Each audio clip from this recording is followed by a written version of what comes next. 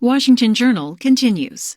Welcome back to Washington Journal. We're joined by Representative Harriet Hageman, a Republican of Wyoming, a member of the Judiciary Committee, and also the Natural Resources Committee. Welcome back to the program, Congresswoman. Thank you. It's wonderful to be here. As I just mentioned, you serve on the Judiciary Committee, so I want to ask about the recent attacks by Elon Musk and other allies of President Trump, attacking essentially the federal judiciary and saying that they don't have the right to rule and that they should be investigated. Elon Musk saying that the judges should be impeached. What's your take on that? Well, I'm going to disagree with your basic premise. I don't see it as an attack. I think under our form of government, we're able to criticize anyone who's in public service, whether they are in the judiciary, the executive, or the legislative branch. I think it's perfectly appropriate to criticize a decision if you disagree with it. And in fact, as an attorney, I've done that in the past with judges that I have had. I don't think that that's all that atypical. Where I would agree with Elon Musk and President Trump is I find these decisions to be very strange. And the reason that I say that is that we have been, just bombarded for years with the idea of this all-powerful executive branch. And that's the bureaucracy and the administrative agencies. And the president has the right to do things such as under the last administration, you saw people claiming that the president had the right, for example, to forgive billions of dollars or millions of dollars in student loans, hundreds of millions of dollars in student loans, despite the fact that Congress never passed a law allowing the president to forgive student loans. And they were doing that through the Department of Education. And they were saying the president has the right to do that because he oversees the Department of Education. So, sorry, who said that? Because the judiciary blocked it. They did, but there were many people in the media and mainstream media who were perfectly comfortable with the idea that the president had the authority to do something through an agency that is contrary to what Congress did. But leaving the media aside, let's just stick with the three branches of government. Do you think that the judiciary has overstepped its bounds?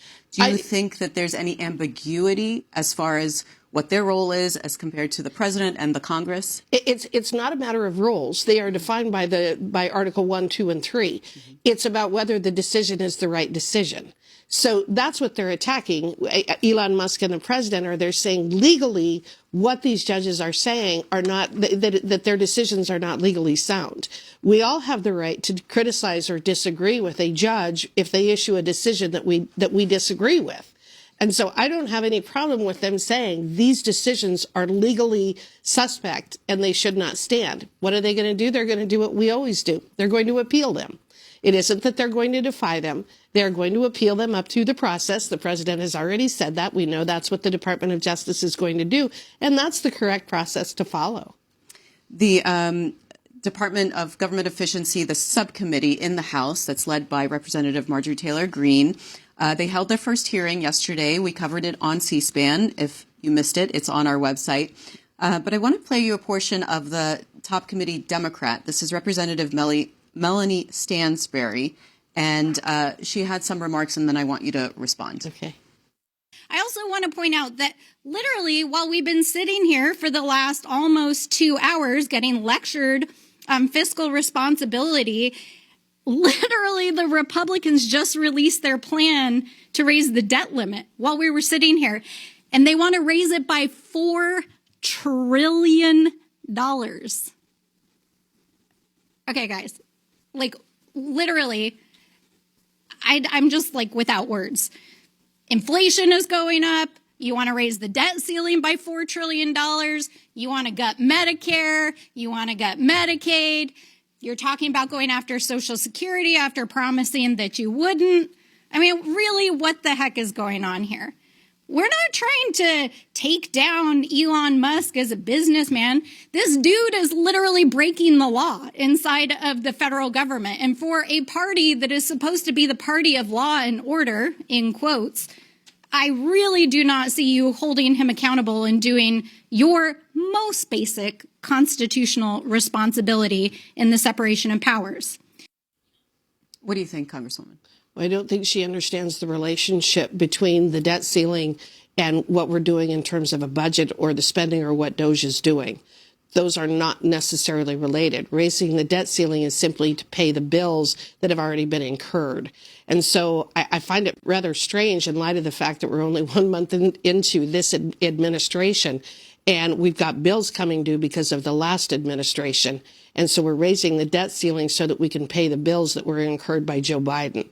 So I find it to be a very strange argument, and I find it to be rather bizarre that she's attempting to equate cutting spending through DOGE and identifying programs that we don't want, don't need, and shouldn't be funding with paying the bills that have already been incurred. That's just strange. She also said that Elon Musk is breaking the law and that you, the Republicans in Congress, are not holding him accountable. So what I would ask is, how is he breaking the law? No one seems to be asking that question. He has been appointed by the president, again, just like any other appointee or special employee of the presidential office. He has been appointed and tasked with going in and looking at how the government is spending money. He is doing that. I cannot for the life of me figure out how that would be breaking the law. And I think that's the question we need to be asking these folks. It's easy to throw things around. It's easy to say something like that. I'd like to see the proof of how he's breaking the law. If you'd like to join our conversation and ask Representative Harriet Hageman, a Republican of Wyoming, any questions, you can do so. She'll be with us for about 20 minutes. The lines are Republicans, 202-748-8001. Democrats, 202-748-8000, and Independents, 202-748-8002. Earlier this week, a group of about 30 House Democrats, led by Representative Glenn Ivey of Maryland, he'll be our guest after your segment, they wrote a letter to the Senate Judiciary Committee urging them to reject Kash Patel as FBI director. I'll just read you a little bit of that. We'll put it on the screen for folks to read.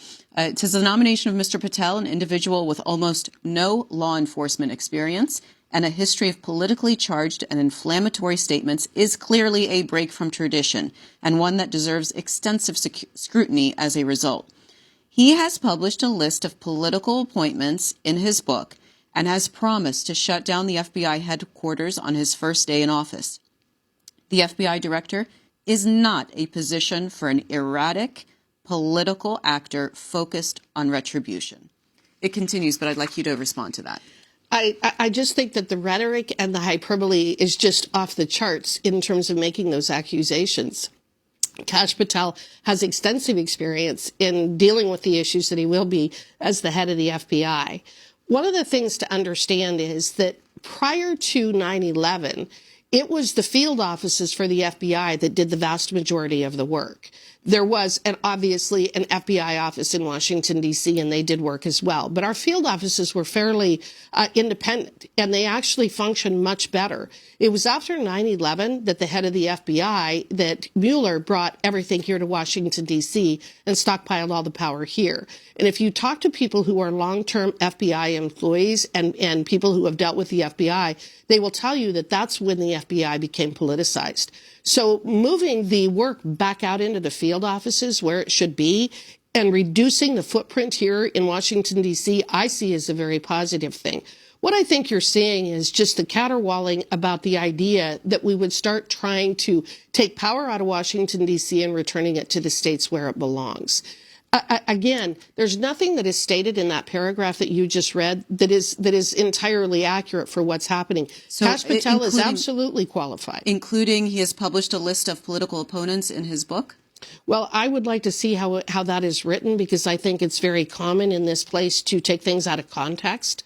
I don't know what they're referring to there. I think, again, let's read the book and see what it says and then compare it to the letter, and then I can comment on that. But just commenting on what they say about what he allegedly wrote, I don't know if that's accurate. You have not or read Kash Patel's book? No. Okay. We've got a bunch of people waiting to talk to you, so we'll go to calls. Kyle is in Buffalo, New York, Republican. Hi, Kyle. Yes, good morning, C-SPAN. Thank you.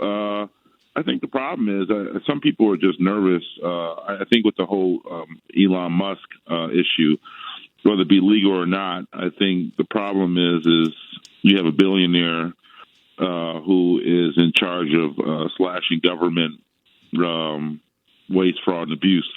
So I think that's the problem. I don't know the legalities of it all, and that's pretty much what I really had to say. And why does that you. bother you, Kyle?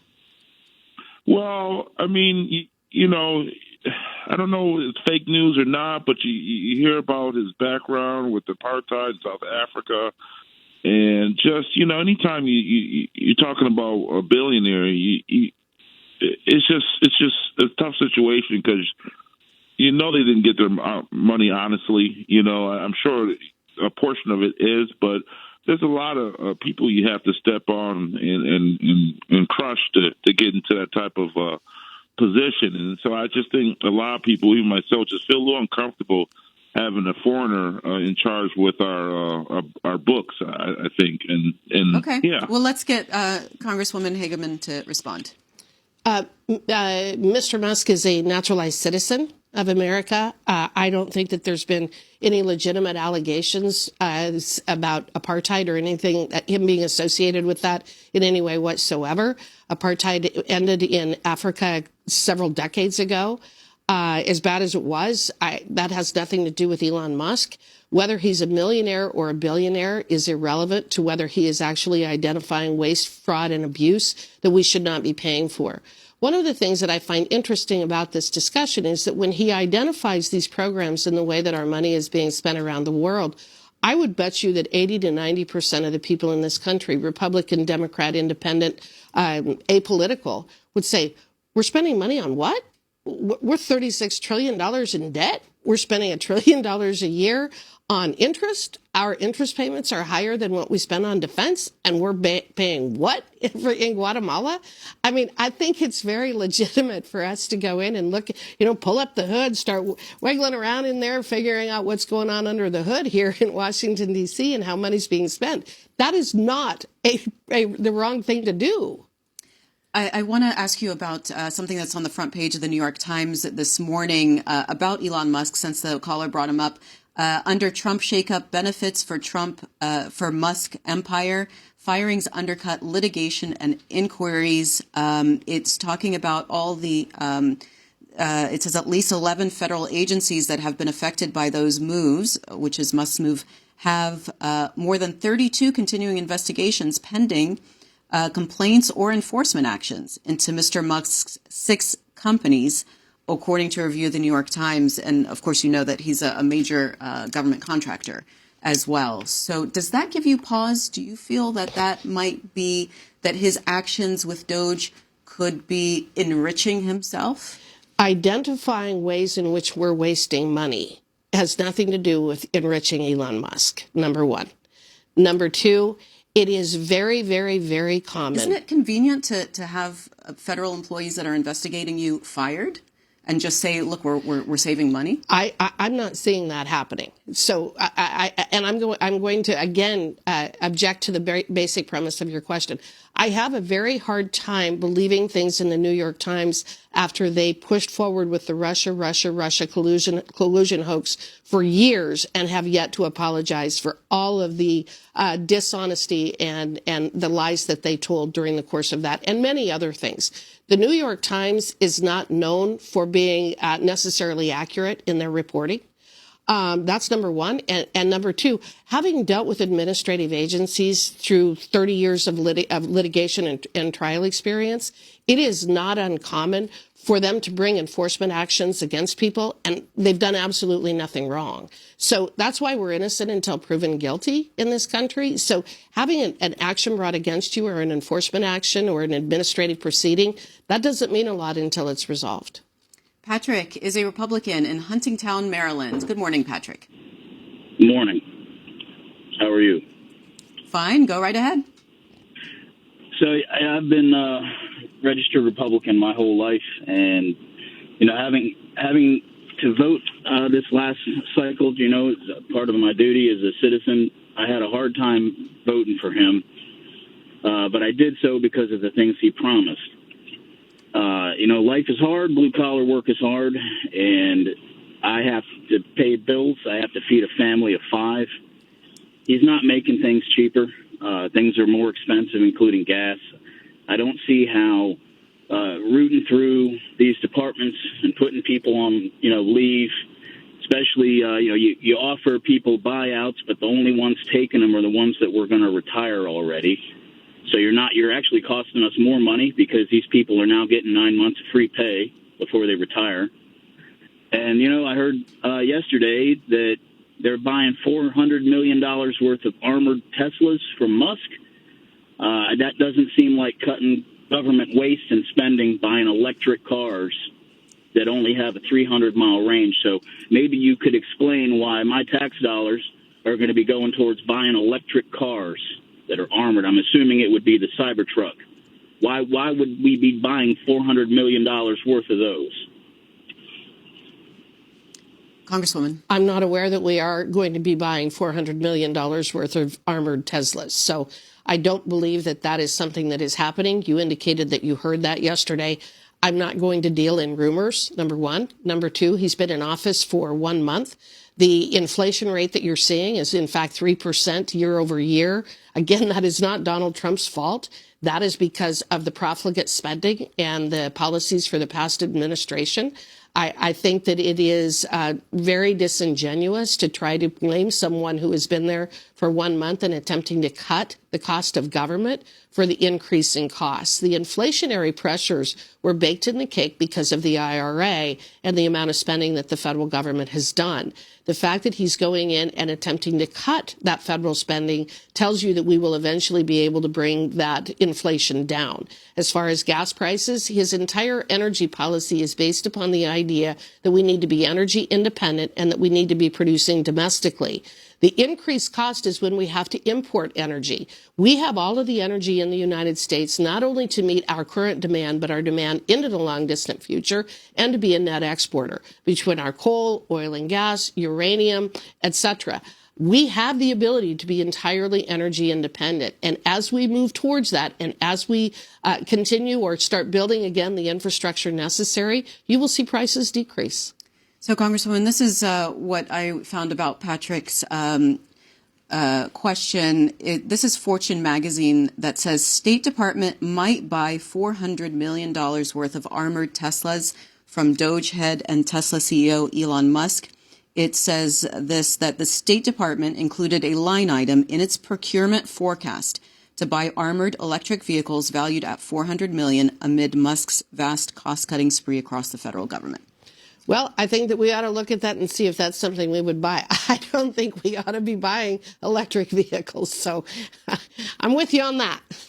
Patrice is a Republican in Spartanburg, South Carolina. Good morning. Hello. First of all, let me say, I love your jury. I love your jury. And I'm so glad. I'm shocked that you're on here today. But let me go ahead because I know they like to move things along, Patrice. I think it's ludicrous that folks are complaining about the transparency on government spending. But my question is, what does this administration plan to do about child trafficking, one, the media, two, and then the treason that has gone on? The treason, what do you mean, Patrice? Can you be more specific? Well, it has been a lot of treason that has went on with this last administration. So what I would say is that in terms of the human trafficking and the child trafficking, I think it is one of the most horrific legacies that we will have of the Biden administration. They lost over 300,000 unaccompanied children that came across the borders. What that means is that they are working in sweatshops, they are being sex trafficked, or they are no longer with us. It is absolutely a horrific state of affairs, and it is the fault of both HHS and the Department of Homeland Security, Mayorkas, and the head of HHS. They just allowed 300,000 children at a minimum to disappear. The human trafficking over the last 4 years has been absolutely off the charts, and mostly women and girls and children are the ones that have suffered. We need to be finding those children. I know that Mr. Hageman is working towards that. I know that Kristi Noem has also made that a priority. It's a horrific situation. I often said that Mayorkas was the largest human trafficker in U.S. history, and I will stand by that statement. It was devastating what has happened over the last 4 years. Over 12 million illegal aliens have come into this country, many of them children under horrific abusive situations, paying coyotes and the drug cartels, the human traffickers. It is a tragic, and we need to get our arms around it. We need to make sure it never happens again. Richard, a Democrat in Augusta, Georgia. Richard, you're next. Good morning. I have a lot of issues with the Congress, but I'm going to start off with this, Congressman Hageman. Do you support the George Floyd Police Reform Act, and also do you support the John Lewis Voting Rights Bill? Because I know for a fact that Burgess, Donalds, and Senator Tim Scott, 3 black men, voted against the voting rights bill. How can they do that when we've been struggling to have a right to vote for the longest? Now, also about Elon Musk, is he running the country or President Trump? How many does he have? Those people he got working for him have security clearances to be doing what they're doing. I'm a veteran. I've had a top secret security clearance, and I know what it takes to get one. Okay, why is it that you guys want to keep supporting a man that's a convicted felon, a criminal of sexual abuse and fraud for all these years, and you talk about oil efficiency? The country has not built a refinery. We've been producing oil since the Barack Obama years. Okay, Richard, we've got a lot. We've got a lot to handle there. We have a lot to unpack. Richard, thank you for your service. I appreciate that. As far as the security clearances, I am confident that every one of the people who are working with DOGE and under President Trump have the necessary clearances to do the work that they're doing. It is absolutely President Trump who is running this country, and I find it rather rich, actually, that you would ask that question when you can see how incredibly active and intellectual and intelligent President Trump is, and especially when you compare him to President Biden, who we all know was suffering from severe dementia for several years, if not all 4 years of his presidency. As far as him being a convicted felon, again, the lawfare against President Trump was absolutely off the charts. And as an attorney, I was horrified as to how our courts had been weaponized against one man for political purposes. We never want to return to that again. That is not who and what the United States of America is. As far as the voting rights bill, everybody has the right to vote. We have worked very hard to make sure that it is easy to vote, but we want to make it hard to cheat. Every single person who has the right to vote in this country can vote, and it's actually pretty easy to vote in this country. So I'm going to push back a little bit on that. As far as the refinery, I agree with you. We need to be building refineries. We haven't built a refinery in this country since 1979, and I'm hoping under this administration we can do that. And the George Floyd policing. The George Floyd Police Reform Act. I'm not going to get into the middle of telling the police how to do their job. I don't think that is my responsibility. I think they have an extremely difficult job in New York, in Chicago, in Atlanta. I think it's extremely difficult, and I'm going to support the police. If they do something wrong, we address it. But for the most part, I think that they are there to protect us, to take care of us, and they take their job very, very seriously. And I'm going to support our law enforcement. Let's talk to Joe, Hackensack, New Jersey, Independent Line. You're on with Representative Hageman. Good morning. Thank you, C-SPAN. Ms. Hageman, I was just wondering, listening to you, you are such a breath of fresh air. Have you ever considered for 2028 running for president? Thank you, C-SPAN. That's my question. Joe, you're so kind. I like representing Wyoming right now, but thank you for the compliments. Jerry is a Democrat in Sewell, New Jersey. Good morning. Good morning. Ms. Hageman, I want to give you a lot of credit for coming on to C-SPAN because I see how aggressive Mimi is with you and the questions and how she addresses you, and I give you a lot of credit for standing up to that. I am a registered Democrat. I have never been so embarrassed by my party as I have been since Trump got in. I mean, watching them lose their minds and watching the media lose their mind and twist and turn different things. I watch every station, News Nation, CNN, MSNBC, Fox. Newsmax, and I cannot believe the lies and the way they can twist something. And I am very proud, I really am, of President Trump exposing all that he is exposing. I hope he can save us all money. I hope he can keep us out of wars. And I don't understand how people are not in agreement with that. But So, thank Jerry, you very much. Jerry, can I ask, did you vote for President Trump? I did. Representative Jerry, I think what you have voiced is the fact that he is actually appealing to a very broad base of people.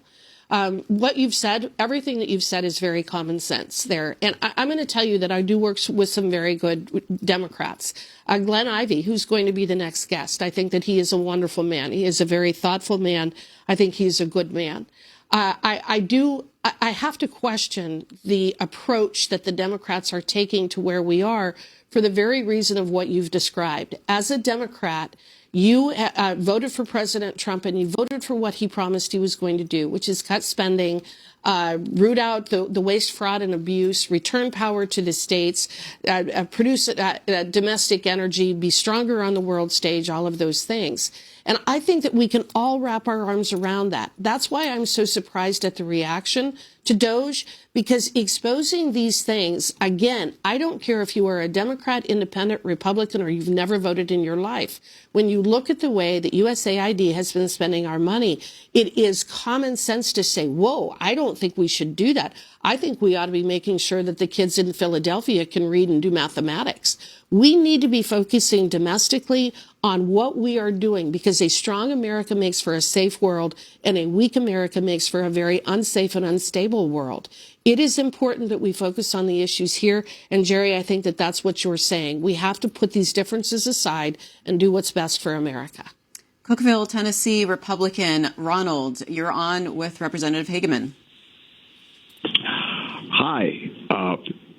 I don't think this country realizes how close we come to losing everything we have. These Democrats ought to get a backbone and realize what Trump did the last 4 years when he was president.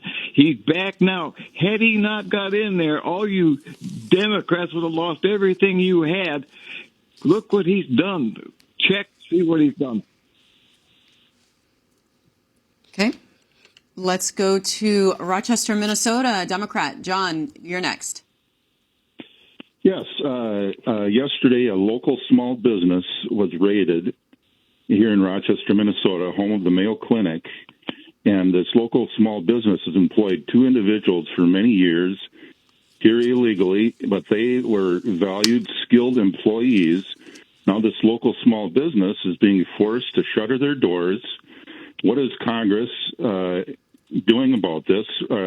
We hear nothing about an immigration bill that what is being done about immigration to provide for these small businesses. Now, our Congressman Brad Finstead is silent. He's like a cockroach hiding in the darkness. We hear nothing from him. No town halls. We're not hearing anything. What is going to be done? Thank you. So, John, I was just in your lovely state last week. Beautiful. My mother's from Minnesota. We already have immigration laws on the books that address this. And if you need to have foreign labor, there is a legal way of doing so through a variety of visa programs. And so to the extent that people believe that they have to have that kind of labor, I would encourage them to follow that law. I'm not going to apologize for enforcing the law, and I'm not going to apologize for our Department of Homeland Security and our Custom and Border Patrol, et cetera, enforcing the law. I'm just not going to. The challenge that we have is we have 12 million illegal aliens that have come into this country over the last 4 years, at a minimum. By the way, those were Joe Biden's numbers. I think the number is higher. I think most people think the number was higher. That was the official number that came out of the Biden administration. We have to be able to enforce our laws. We have to be able to secure our borders. And until we do that, we are not going to be addressing immigration reform. And I think the way that you're suggesting, we have to be able to enforce our borders. I am sorry that happened. I don't know the facts of that circumstance, but I'm not going to apologize for enforcing the law. And I'm not going to sit here and promise that we're going to change it because of that situation. And Representative, I just wanted to update on that situation with the cyber trucks. This is the latest we got, which is from Business Insider. State Department removes mention of, quote, armored Teslas from its 2025 procurement list, replaces it with, quote, armored electric vehicles. Okay. So that is the latest. We want to be completely accurate about that. That is $400 million. It says it will be buying armored electric vehicles instead of specifically Teslas. Okay, well, I come from an oil and gas state. I kind of like the gas-fired ones, the gas-powered ones. So. And that's Representative Harriet Hageman, Republican of Wyoming. Thanks so much for coming in. Thank you, and I think you do a wonderful job with me. Thank you.